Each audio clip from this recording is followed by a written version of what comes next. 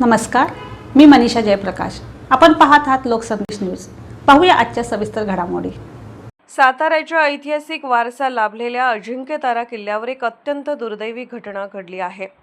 किल्ल्यावरून सुमारे 200 फूट खोल दरीत कोसळल्याने एका कामगाराचा मृत्यू झालाय।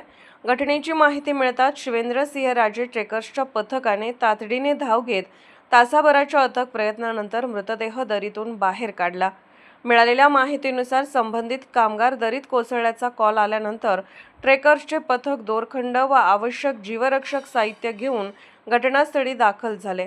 अत्यंत कठीण आणि धोकादायक परिस्थितीत दरीत उतरून शोधमोहीम राबवण्यात आली। मात्र पडताना झालेल्या गंभीर दुखापतीमुळे त्या कामगाराचा जागीच मृत्यू झाल्याचे स्पष्ट झाले आहे। रेस्क्यू ऑपरेशन यशस्वीरित्या पूर्ण करून मृतदेह वर आणण्यात आला असून तो पुढील कार्यवाहीसाठी पोलीस प्रशासनाच्या ताब्यात देण्यात आला आहे। संबंधित कामगार नेमका कशामुळे कोसळला आणि तो किल्ल्यावर कोणत्या कामासाठी आला होता याचा तपास पोलीस करत आहेत।